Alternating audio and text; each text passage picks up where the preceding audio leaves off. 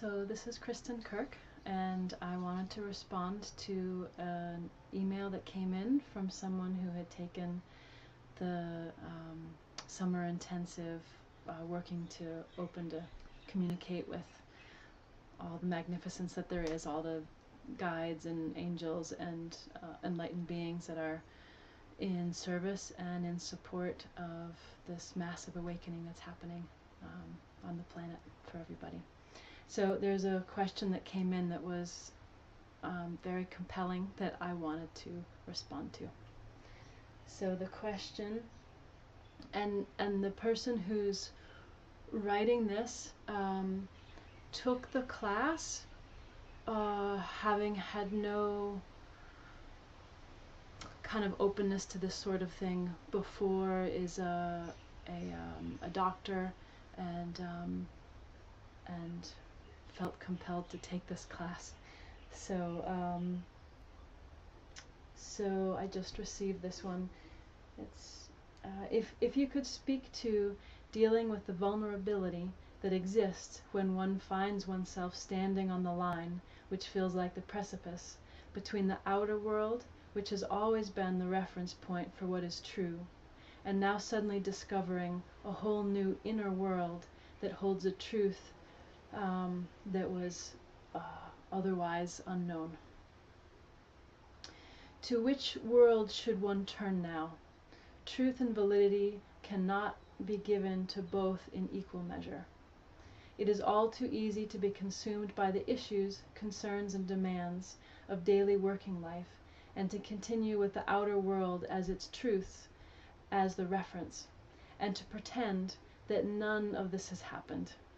However, to ignore the truth now revealed in the inner world feels like an assault on the soul. So beautifully written.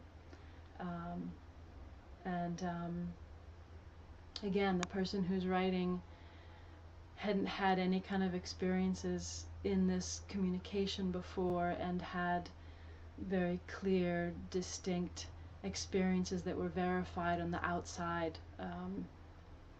And so it was a kind of a dramatic eye-opener that that reality isn't quite what she thought it was, and what most people understand it as.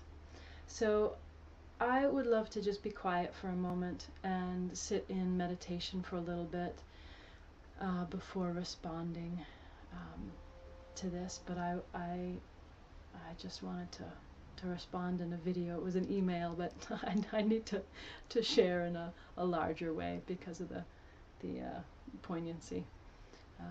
So let me just be quiet for a moment. Well, I'm actually drawn to share part of her story from during the class. I don't usually work with angels in my healing work and my satsang. I'm working with a team of guides and master beings that are supporting in everyone's awakening and unfolding in through these kind of massive healing containers that happen for sessions. But when I was teaching this class, I was drawn to share about angels and having that be another place for people to connect. And so this woman hadn't had any of these experiences before. She missed the class, was just watching the video, and from the video, just, you know, in open-hearted surrender, decided to just kind of go for it and follow the exercise, and ended up having a very clear experience of an angel showing up, giving her the name, and the angel's giving a name to refer by, and that the angel was there to help her with her new dog.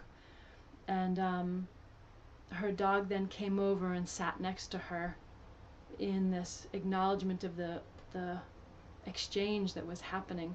And from that point on, the dog would come over when she was watching the class videos and sit with her and watch all the classes with her. So it was a it was in the moment when the angel made contact, said the angel was going to help her with her dog, and her dog came over in that moment to engage and then sit and watch, and that was the shift.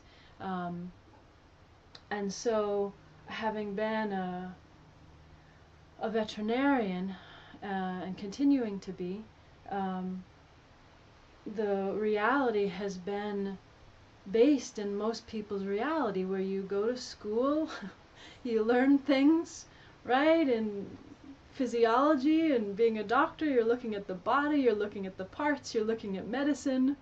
You know, there's very much a focus on creation out this way. And I just love the articulation in this email, and my heart just goes out to her, goes out to you in this question. My life has been kind of the opposite of the inner world just exploding open and exploding open and exploding open in ways I had no idea. No one told me about it, you know, and but it's also profoundly clear and consistent and cohesive and logical and organized. It's precise. It's precise in a way that takes into account all of the probabilities. So my experience has been very different than most people's, of having the inner world be so vast and clear and detailed and consistent, reliable. I'll also just add that for me, none of this has come from using plant medicines or drugs of any kind. I actually that hasn't been part of my path at all. I've stayed away from all of that very specifically. So this level of inner clarity is just natural. It's a natural part of human consciousness, of animal consciousness, plant consciousness, right? It's like all of this is one singular consciousness. And what we're seeing on the outside is the outer manifestation. It's the what's visible to the physical eye most readily. And that many of the newer modern cultures haven't been paying attention to this deeper truth, and that's been sort of relegated to religions who have also kind of started to lose track of this deeper truth in the fullness and I don't know what words to use. It's like I don't want to classify all religions as having lost this. There's deep truth in all the religions. There's also a mix with then thought and idea and structures that can sometimes make it confusing or trickier for people to find the deep truth within them, depending on their, how that's come forward for them. So how religion has been in their life and the circumstances with it. So this inner truth is available, having nothing to do with religion. This inner truth is an inner sight, an inner knowing, inner awakeness, inner awareness, is just innate. It is innately who and what we are. And the value of meditation is that it quiets the mind from being present with all the magnificence that seems to be in the outer world, to quiet that stimulus for the inner world to start to become more available. And in this email, there's clearly some stress around suddenly realizing there's this whole massive inner truth that has not been recognized or realized or been even in relationship with in terms of the sense of self and life and daily activity and work and communication and kind of like the world functioning.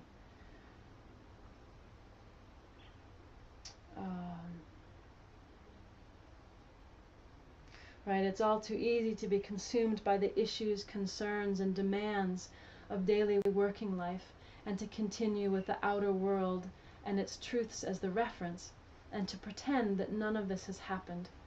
However, to ignore the truth now revealed in the inner world feels like an assault on the soul.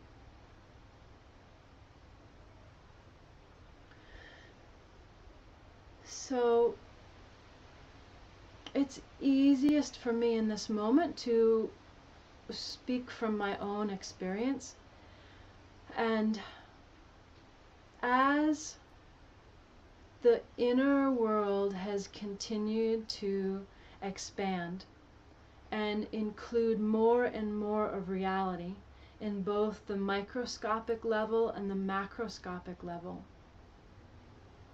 the more that my sense of self and inner reality includes all of that, the more all of the outer detail is included on the inside. It's inseparable.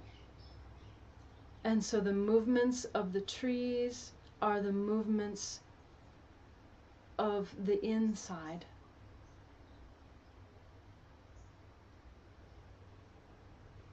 Let me just be quiet for a minute. So another way of saying this is there's an absolute seamlessness between the inner and the outer, that it's not really inner and outer. It appears that way. It appears that way. And can seem to function that way, and maybe there are lots of things one could use to prove that they're not connected, or they're separate, or that only the outer exists or the inner is made up, or where some can argue the other direction, the inner is real and the outer is made up. Right? So depending on your orientation. So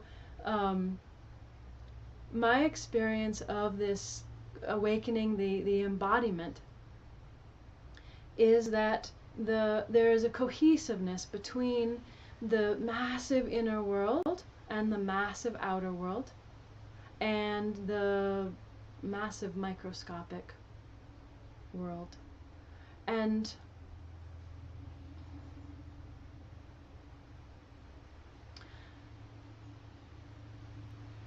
I want to see if there's a way I can put this in a way that is practical for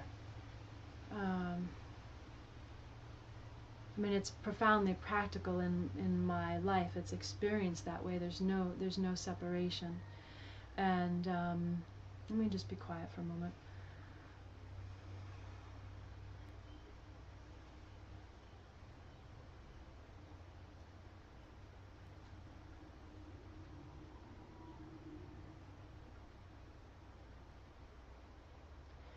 Well, what appears first in my silence is the experience of love and joy, and that in the fullness of everything, in the fullness of being all existence, and also resting in non-existence, and really practically speaking, that resting in non-existence is your daily experience. When you rest as being, the past is instantly gone and the future is instantly what's occurring into, but all there is now. There's only now. You can only be here now. And this presence in the embodiment, the resting as that being with the disappearing past and future, if you really sit with that, there's the embodied experience of being and not being at the same time, a full presence of being that is constantly becoming. Maybe that word is better, this constant becoming. And so when I rest in myself, when I'm resting here as the totality of everything, as well as resting as a human being, and also in that becoming, that's nothing that's becoming. Resting as that, there's just profound joy of being.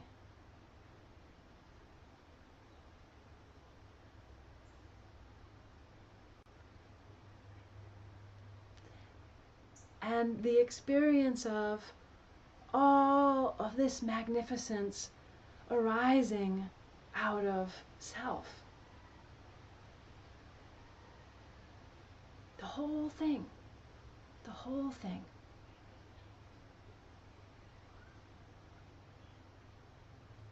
And as this truth, my experience is of becoming, not existence becoming, presence being, all life radiating and unfolding.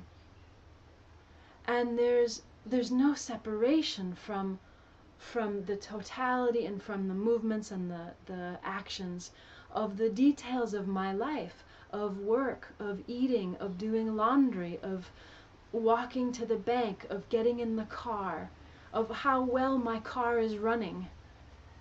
You know, what kind of food I'm eating, the timing of someone calling me, the timing of an email, dreaming, going to sleep, like in terms of the practicalness, there's a profound practicality and a profound experiential joy of being in the unfolding of everything. And so for this beautiful woman who's asking this question, this email, I would encourage you and anyone listening, right, to surrender back into that deeper truth. Because the more that you surrender into that truth, it is inclusive of everything. And things will start to make sense. And things will start to unfold.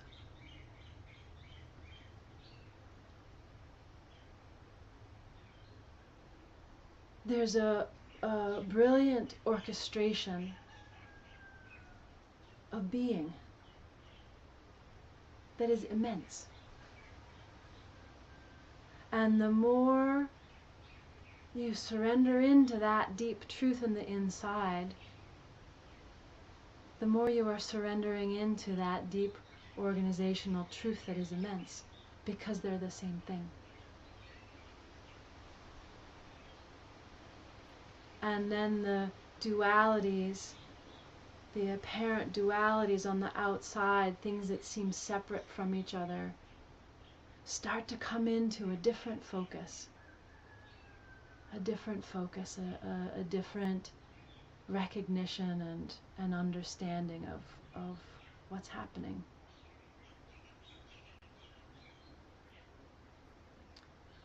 And now is a particularly potent time. We're in the midst of amazing political upheaval, and the inner truth is clear. And it's that inner truth that will guide in any moment and guide one through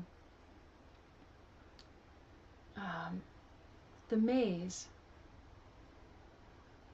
It's like if you're in a labyrinth, walking through it, and you can't see around the bushes, you can't see where the corners are. But if you're resting in this deeper truth that is more inclusive, that is a larger perspective, then you have the capacity to respond with a larger vision than the vision you have when you're walking through the labyrinth. And the more you meditate and the deeper your practice becomes, the clearer you are, the more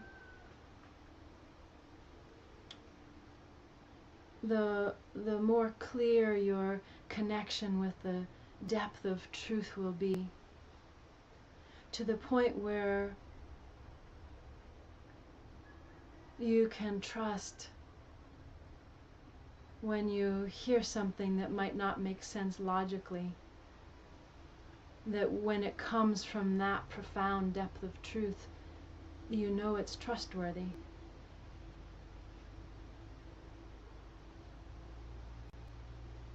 An example I often give is if you're driving a particular route and you suddenly have this inner knowing of you should go a different way that day, and then you find out there was a lot of traffic or an accident or something, and that inner guidance, could see the labyrinth, right? And the inner guidance said, do this, or that inner guidance says, even though I hear this person saying this to me, or, out in your life, if there's some event happening, and you're hearing what they're saying, they're behaving in a particular way, and the depth of your insides say, no, actually respond differently. Don't respond with your usual response to that kind of behavior. Right? There's a deeper truth that wants to come forward.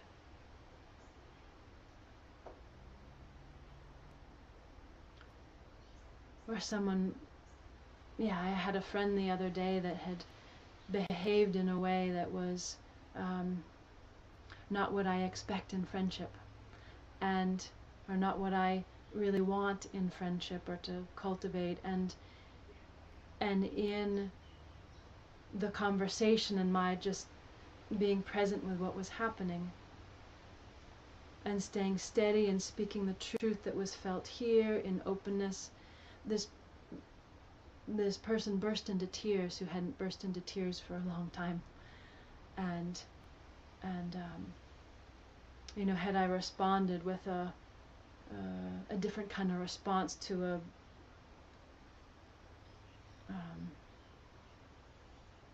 an unkind behavior, right? If I had responded with something that sort of met that frequency, who knows what would have happened?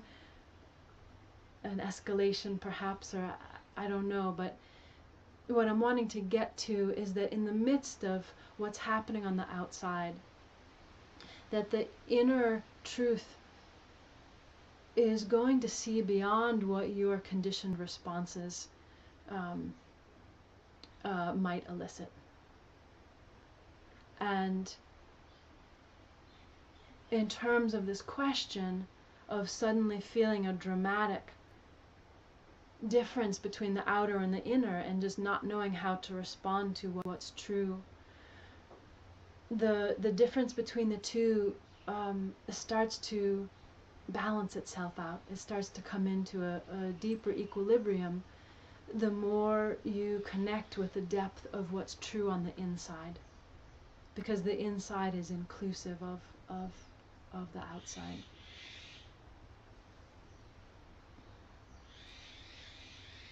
I'm just going to check the email again and see if there's something I missed here that I wanted to respond to.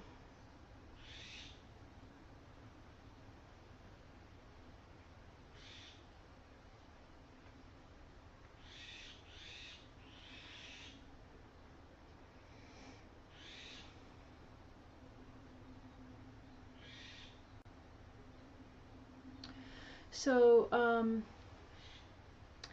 this precipice, right? This person is feeling on this edge between the inner and the outer. And I would say fall in, fall back in. Because they're not separate,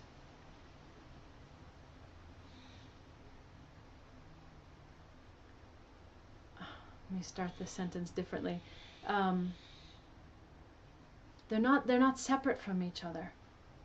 And so often, if we have identified with a sense of self as a doer, or someone who's responsible, or someone who's in control, someone who's navigating their life, how many of us, right, function this way, right? It's what we're taught. It's what we're taught to be a good human being, a functioning adult, right? That's what we're taught, and there's value in it.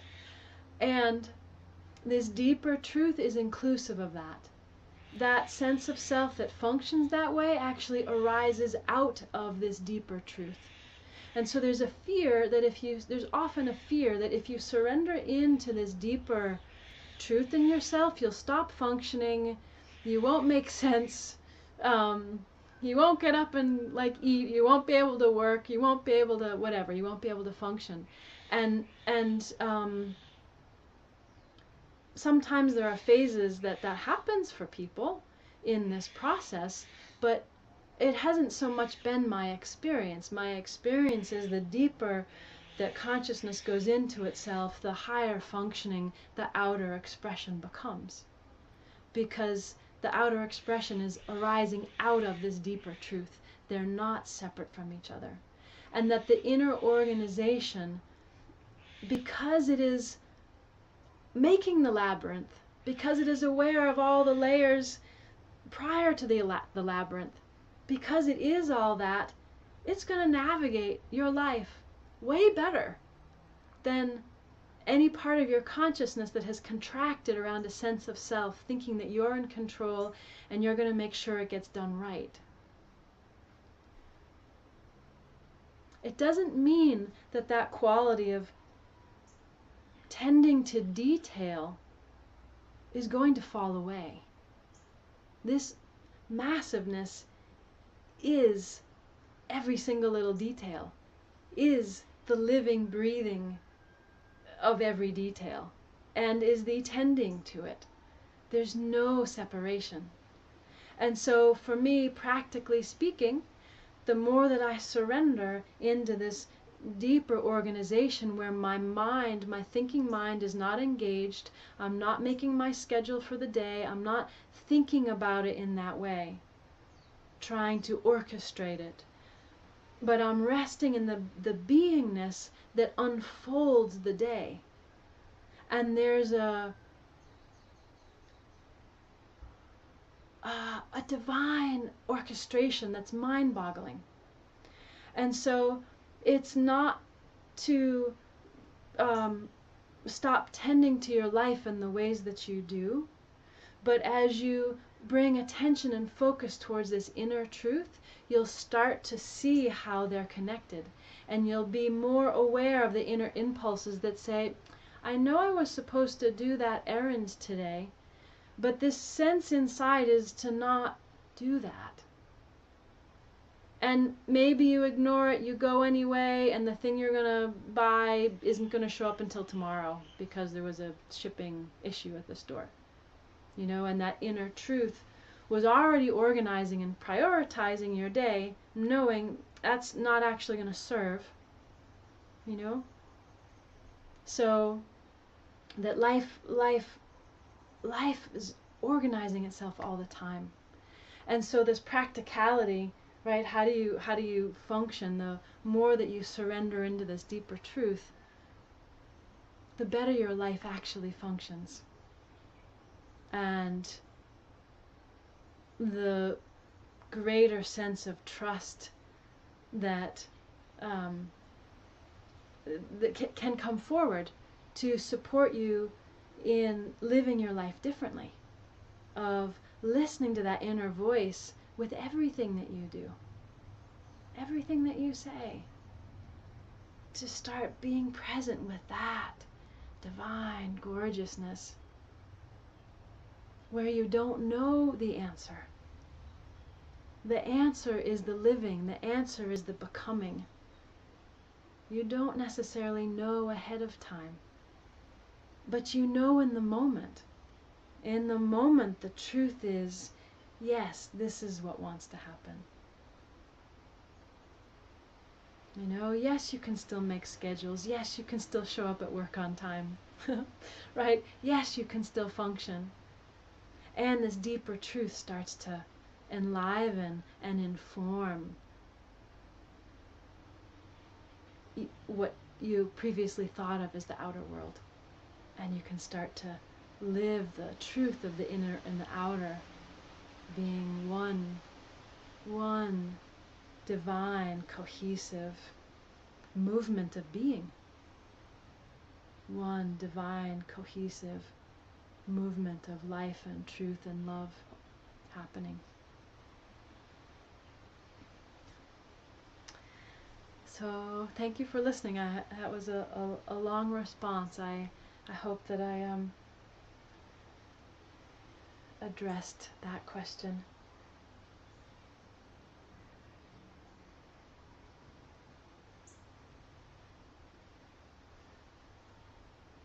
Oh, one last bit, the vulnerability. It can feel vulnerable as you start to open, but as you continue in this path, it actually provides a profoundly different kind of stability, an inner stability that's not vulnerable in the way that had been previously experienced. That would be another whole video speaking about vulnerability and this deeper truth, but the short response would simply be that the vulnerability actually comes from relying on the outer world for truth, because the truth is inside. And the only way you know truth is because it resonates as truth inside, because you are the pristineness of truth. You are that. And the outer movement of truth can change any moment of, yes, it's true you're hungry, it's true you're full, it's true it's bedtime, it's true it's time to do this, right? The outer fluctuation is always happening, because that's the manifestation, that's the glorious manifestation of movement and unfolding, whereas the deep truth is always resonates as true in relation to whatever the outer movement is that's changing. And so if we're expecting or trying to have stability come from the outer world, we will feel very, very vulnerable. But if you come into this deeper alignment on the inside, that inner truth, that's where the stability lies, in the midst of whatever's happening in the world, in the midst of whatever's happening in the planet. And the more that you ground in that truth in yourself and that inner stability, then that is what you are bringing forward on the planet. That is what you are walking and breathing and supporting the rest of the world just by being who you are, because that's the field of influence that you then breathe and you bring and you walk, is this inner stability where love and truth are consistent and pure and inclusive of all. So thank you for listening, and so I'll just say that my website is KristinKirk.com. Kristin Kirk spelled with 3 I's, like your third eye. And yeah, there are classes and retreats and satsangs and live stream healing events that I offer that are available on the website.